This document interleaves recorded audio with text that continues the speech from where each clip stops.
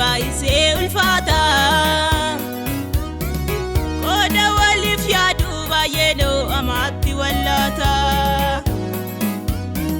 Qaayime Waaqayyoo teessoorraa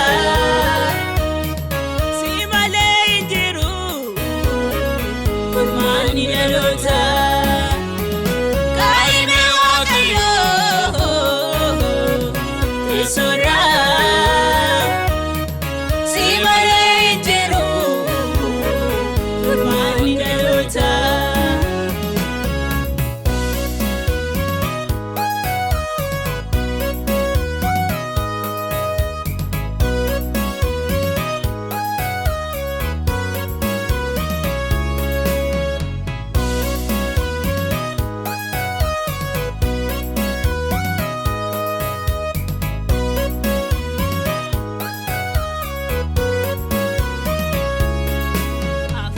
Faarfannee lallabnee keessa keenya nugaa kee dagannee.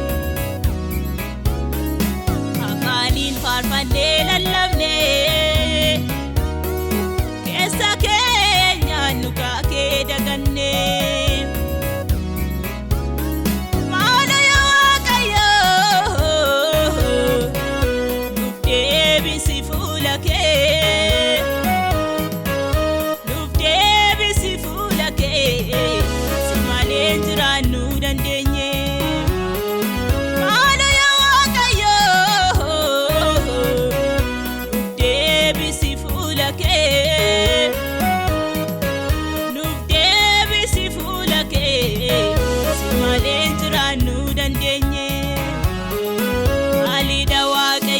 Barri keenya kunoo baay'isee ulfaata. Qooda waliif yaadu baay'ee noo amatti wallaata. Qaayime Waaqayyoo teessoorraa si malee hin jiru furmaanni dhaloota.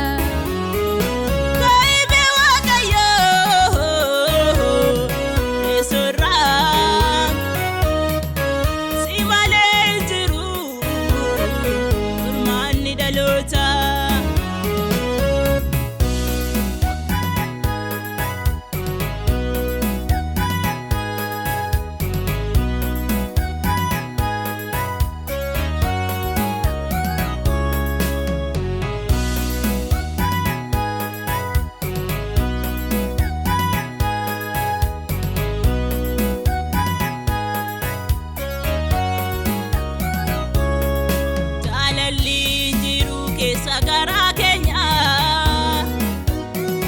faarfannee lallabnee waliif kiyyoo keenya. Barri keenya kuni maaliif akkas ta'e? Maala yaa Waaqayyoo nu gargaari malee. Barri keenya kuni maaliif akkas ta'e? Maala yaa Waaqayyoo nu gargaari malee. Waaqayyoo barri keenya kunoo baay'isee ulfaata. Qooda waliif yaadu baay'ee noo amatti wallaata. Qaayime Waaqayyoo teessoorraa si malee hin jiru furmaanni dhaloota.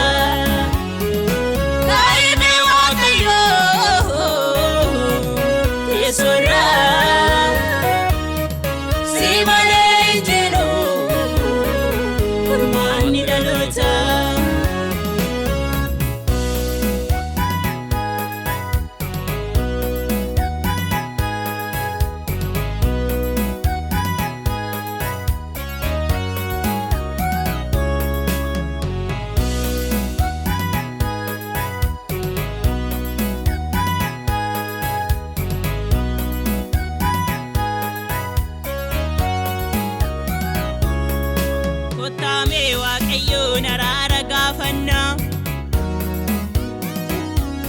darbu laalee maaliif gooftaa dhimna dhaabbatee hin hafu. Maaliif daaganneeree akka gooftaan dhufu. Hundumtuu hin hafaam dhaabbatee hin